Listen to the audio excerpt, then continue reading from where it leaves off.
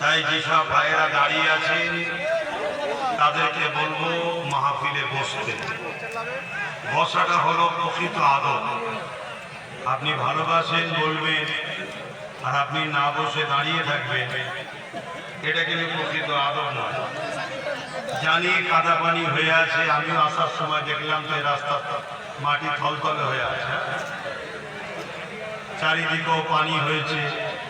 আল্লাহর হুকুম এই জায়গাটা এখনো আজকের দিনে জায়গা এখনো ধরন আছে, তারপরও আগে পানি হয়েছে, সেই কাদা কাদা হয়ে আছে, চারিদিকে দেখা যাচ্ছে।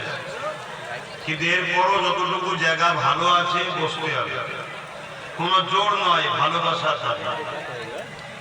আর ভালোবাসা আল্লাহর জন্য হয়, দুনিয়ার কোনো স্বার্থের ভালোবাসার কোনো দাম নাই। মান আহাব্বা লিল্লাহ ওয়া আকাদা লিল্লাহ ওয়া আতা লিল্লাহ ওয়া মানআ লিল্লাহ ফাকাদ ইস্তাগফার। শুয়েছে, চোখ দিয়ে পানি বেরোতে লেগেছে, মৃত্যুর সময় এসে গেছে। স্ত্রী বলছে, স্বামী রে কষ্ট হচ্ছে নাকি, কাঁদছেন কেন? খালিদ বিন ওলীদ বলতে লেগেছে, না আমি কষ্টের জন্য কাঁদছি না, আমার মনের মধ্যে বড় দুঃখ রয়ে গেল। কি দুঃখ স্বামী রে?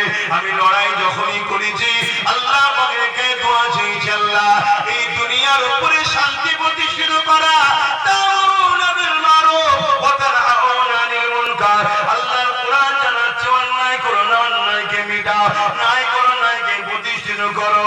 আমি যখন আল্লাহ এই জমিনের উপরে ন্যায়কে প্রতিষ্ঠিত করার জন্য, অন্যায়কে মিটাবার জন্য জালিমদের বিরুদ্ধে লড়াই করতাম, আমি দোয়া চাইতাম, আল্লাহ আমি যেন শহীদের মরণ হই। আমার প্রাণের স্ত্রী রে 120 খানা লড়াই করেছে কি 25টা লড়াই করেছে, আমার একটা লড়াইতেও শহীদ আমি হয়ে গেলাম না। তারই বলছে, ইতিহাস বলছে 120টা লড়াইতে খালিদ বিন ওলীদ প্রতিটা লড়াইতে বিজয় লাভ করেছে। শুনলে অবাক হয়ে যাবে, আজ যেমন আমেরিকা পৃথিবীর দাদা বলে, আবার আমেরিকার বিরুদ্ধে বললে কারো মনে মনে